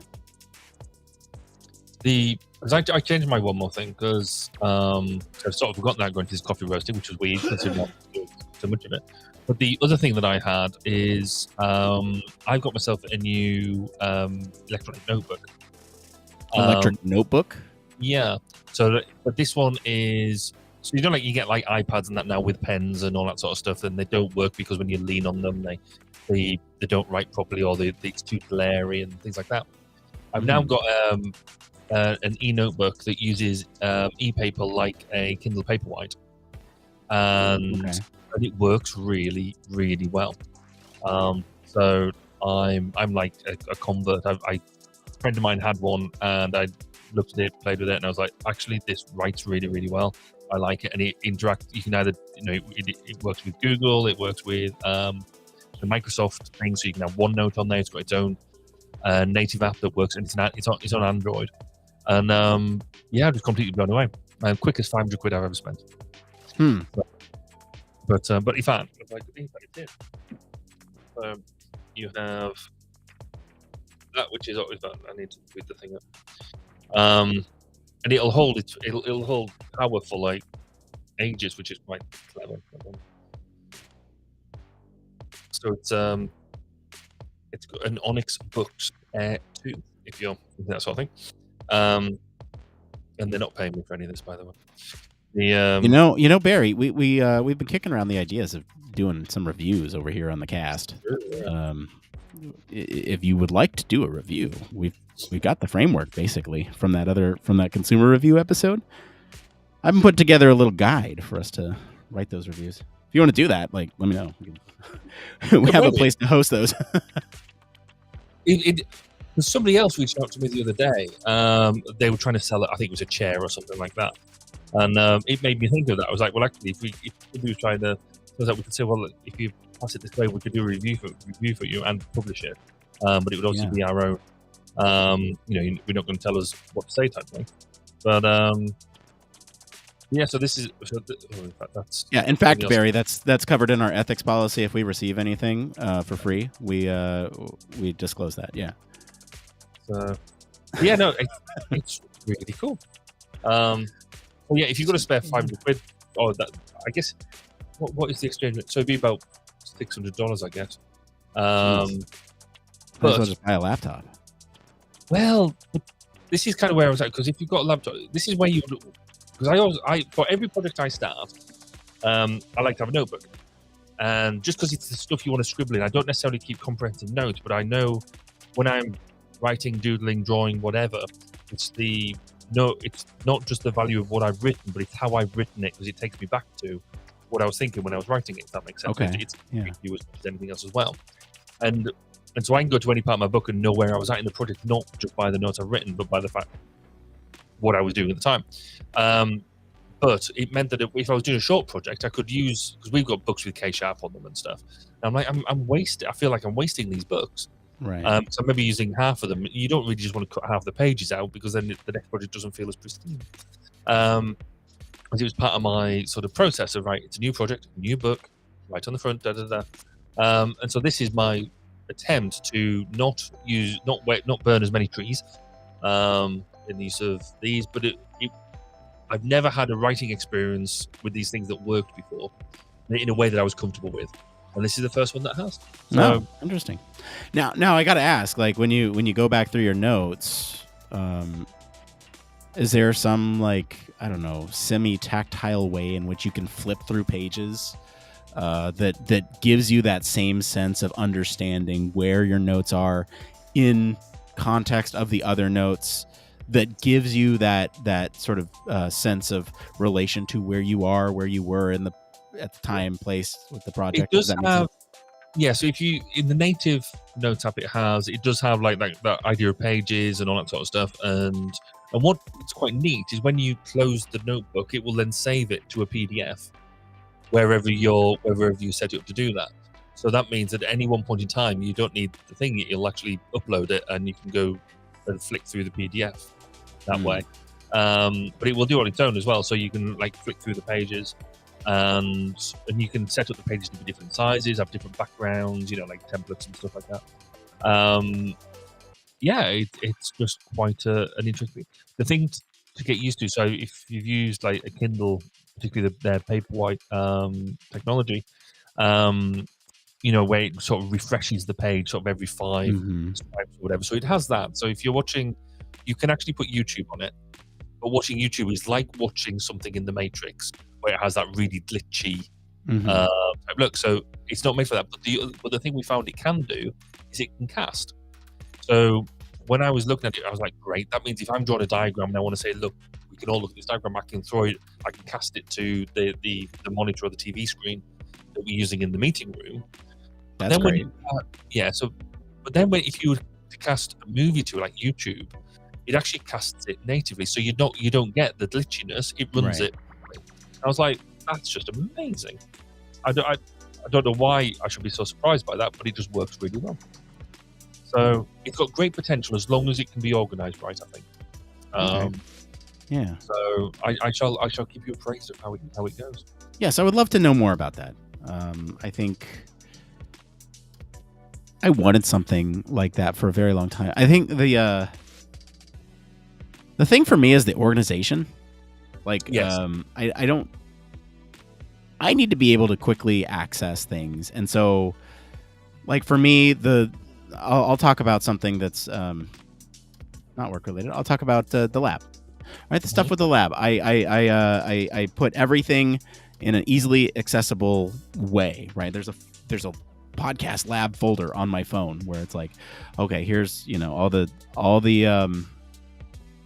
metrics. Here's all the tools that I use to communicate. Here's all the stuff that we use behind the scenes, all that stuff. And I need to be able to quickly get to it. And so that's part of my selection criteria for some of the tools that we use in the lab is how effective is this to get to it? How effective is it to edit that information? And how effectively can I sort of collaborate with others? And some of the tools are great and some of the tools are not so great. So I really need to work on there's some things I need to work on behind the scenes. Yeah. This does this quite so because it works on Android. So like the show notes for tonight. I tried them out by reading and editing initially using this tablet, and it kind of worked. It worked really well for reading the what you already put there. It worked really well for reading the article. I'd imagine it. Hang on, can I guess? I'd imagine it break down with the table. The table was fine. Table was fine. Okay. Then I would imagine it would break down perhaps with the colored font. Yeah, so it is one color. So you can see where I'd put in the notes where it had just come up red for the initial thought bit. That was because I selected a grey pen color, and it's red on the actual real thing. So that's that. So you lose some nuance with that, but I guess that's for me part of the trade-off of having. Yeah, and ultimately, for our show notes, it doesn't matter, right? Like the red is just placeholder text that we ultimately replace. As long as we read it on the show, it doesn't matter. So you're actually like sitting there writing, and then it translates it to text, puts it in. So it does have it. So it can do. So Google will do this thing anyway as part of Google Docs, where you can do handwriting recognition, or you can just type. But I was doing this with just the keyboard. I found the keyboard wasn't that. So the touch keyboard wasn't quite as cool as it could be. And I didn't really have time to play with the handwriting recognition bit of that. I have done some of the handwriting. I've written some of my own notes, and then it does have two AI, supposedly AI, and it's not really AI, but two AI programs that will do some handwriting recognition. And unfortunately, I suffer from, I think, I would generally call it like a doctor's handwriting thing. Yeah, same. Nobody can understand my handwriting, so if any sort of an AI thing could actually understand it, I'd be suspicious of it anyway.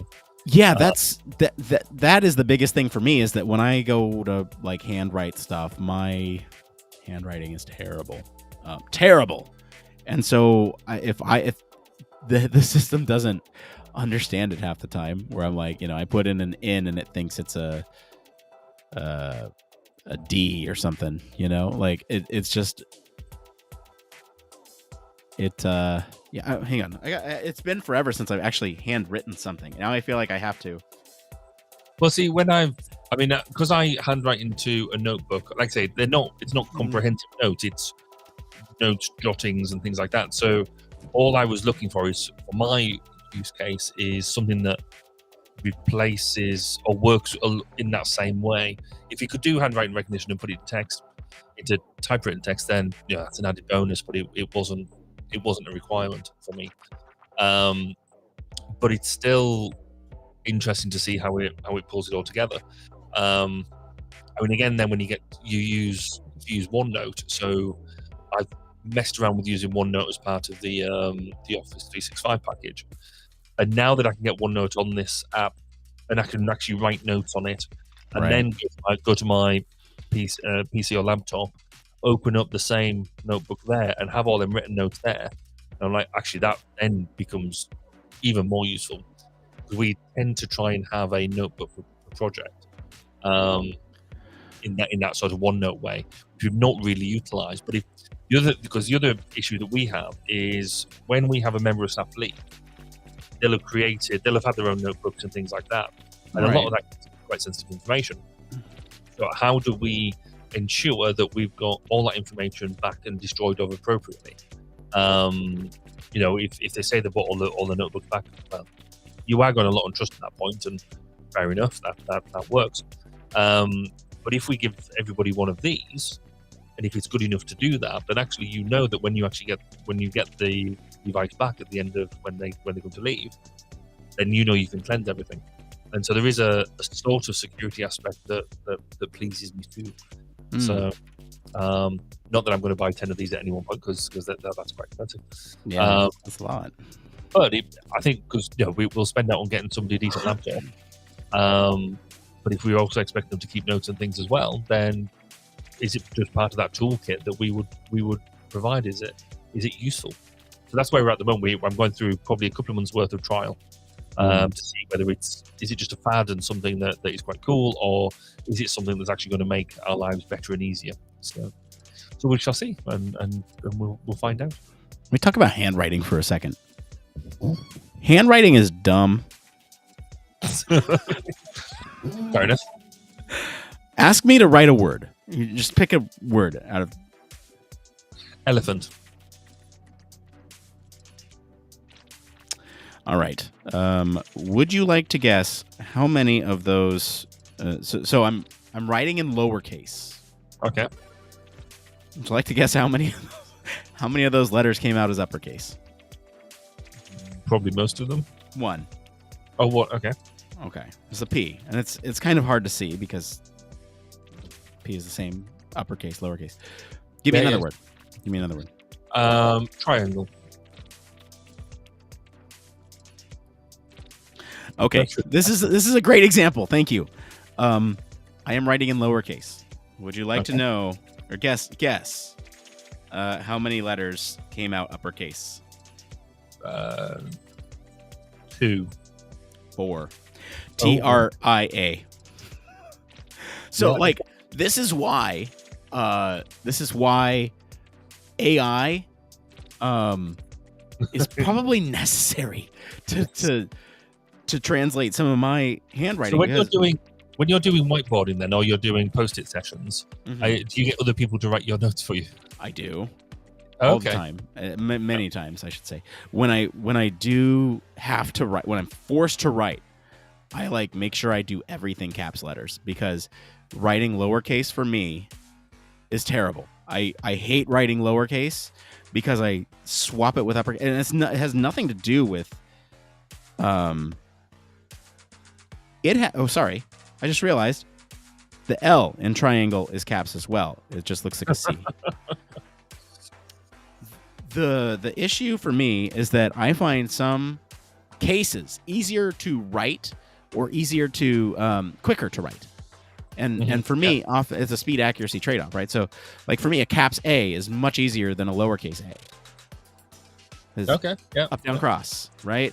Versus circle down, and to me, in my brain, caps A is much easier to do, right? So A is a lot of times Unless I'm going AN. I think that's the other example. Because elephant, yeah, AN. It wasn't caps there.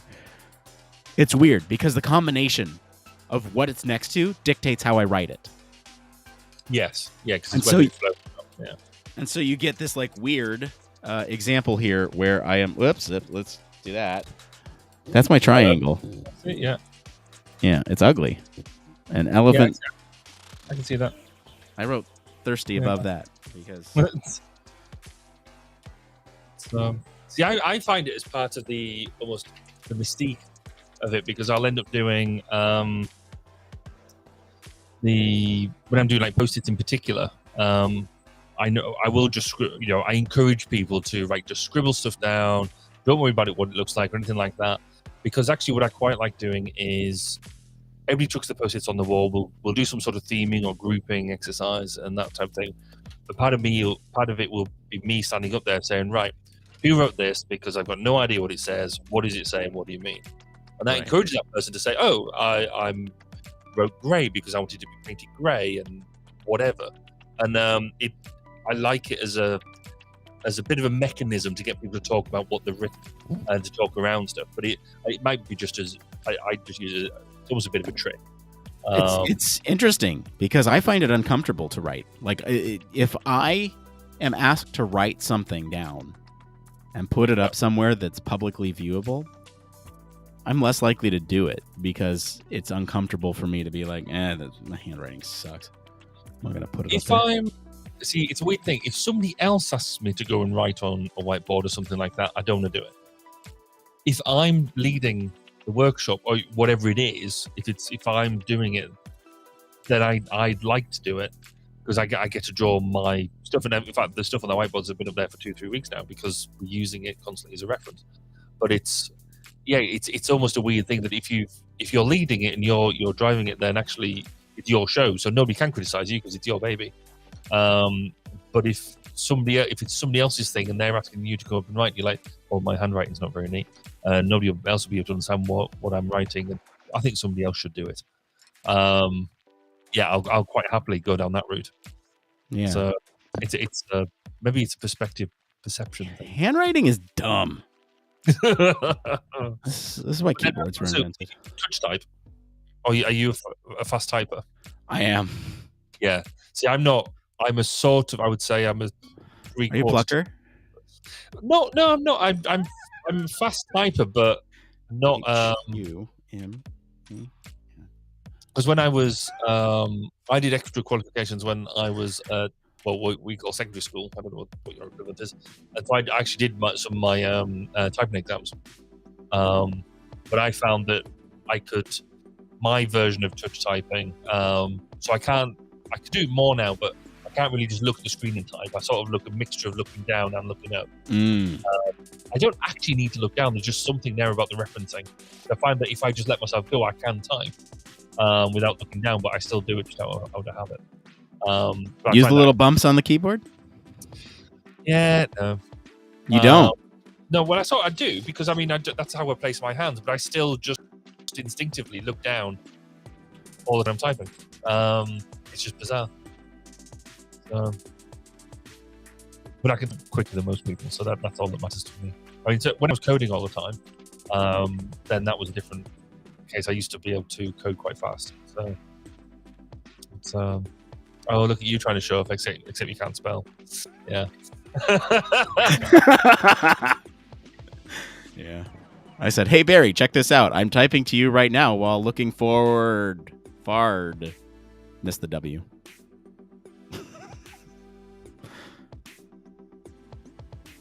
Oh, I got that. Oh, it's okay. Yeah.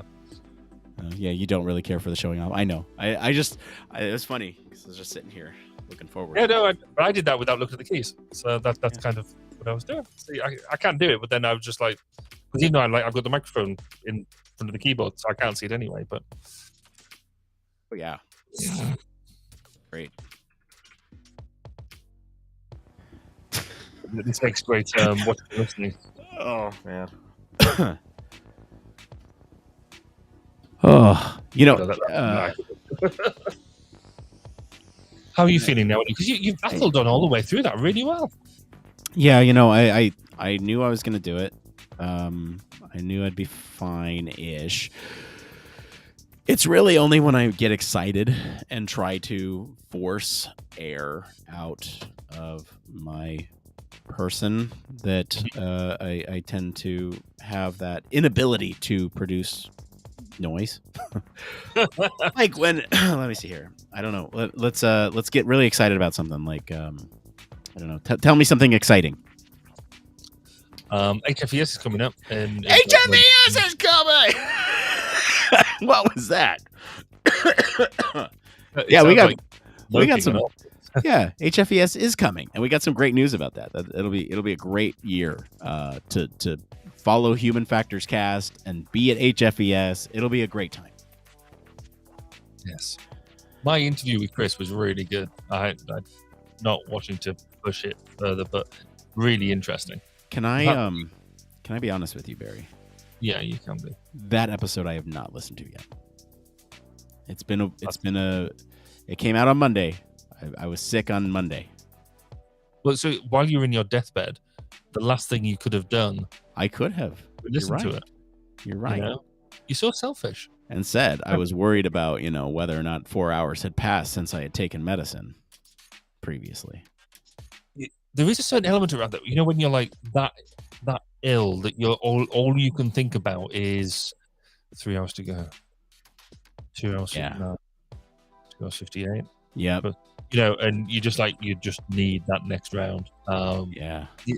It's a horrible because there's nothing more you can do. You just endure it, and it's horrible. Yeah. Yes, I'll listen to it. I'll listen to it though. It's you've interviewed Chris before, though, haven't you? Yeah, a couple times. You're an old fan. Probably know all the time. Yeah. Well, we do the town halls. He's been on the show twice. It's Chris and we're pals. We're pals. I got his number. Yeah. He commented on my on my LinkedIn stuff. On your what? On my LinkedIn stuff. Oh yeah, I saw that. And he tagged me in it too. I was like, oh, don't bring me into this. It was all complimentary. It was all good. Yeah, no, I know. He was very much up for the, we talked about the joint town hall thing, UK-US thing, and I think I've spoken to Alex as well, who's the current president on this side, and we think it could be a goer. So we need to do some organising around that. Hey, maybe 1202 should do a recurring town hall with. It's kind of maybe not such a good idea right now, given who the next. Because you can't have a conversation with yourself. Oh, you'd be surprised. So Barry, tell me about. Well, Barry. But I do think that it's something I do want to do next year, and I think doing it off. I want to lean on you to do the bit like what you're doing. Yes. Yeah. Is let's do something around that, because I think the whole.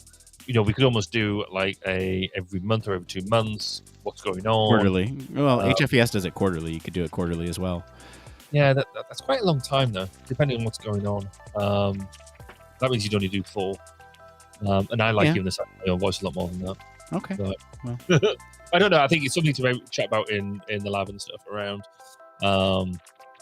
What can we do? Because let's just make the most of it as much as we can.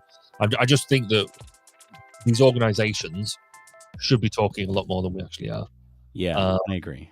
We've got the opportunities to, it makes it so easy to do it now, and we like talking to ourselves a lot rather than talking out to everyone else. Yeah. Anyway, that's my rant over.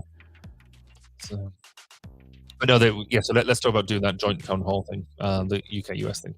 That opens the door for like another joint, right? Like I know IEA did it with HFES at some point. Well, what if you had IEA, HFES, CIHF? Hell, throw Kai in there. And you got the Australians. You got the What if you just had a whole panel of leadership across and be like, how can all these different organizations better serve the field? That'd be cool. Yes. I think there's maybe certain organizations out there that how can I say this? Look, I can't. How does it better serve our pocketbooks? Yeah, well, yeah. Some organisations that just seem to exist for just being able to jet around the world, Yeah. rather than actually doing sensible things. So, there are going to be some discussions I'm having over the next 18 months. Yeah. But still. All right. Well, yeah, it's about time that we get out of here. So I think we're going to get out of here. Remind me next week. I got to talk about my CPAP. Okay. That's a terrible experience so far. Being Fair sick with a CPAP. I can imagine. That's not great. Yeah. No. We do need to talk about dates as well, because I've been told that there's a couple of dates now I'm not going to be around. So I need to. Oh boy. Uh-oh. I know. It's, Thursday. I've got apparently like holiday. Apparently that's the thing. Oh, weird. Okay. All right. Yeah. We'll figure it out. Cool. All right then. All right. I love you and leave you. Thanks for staying in and doing the show. It's been awesome. Be good to get back in the seat. Yes. All right. And we'll chat to you again soon. Goodbye, everybody. Get the Pride stuff. The Trevor Yay. Project, fundraiser, and Patreon, and show sponsors, and all that stuff. Anyway, see you next week. Bye. Bye.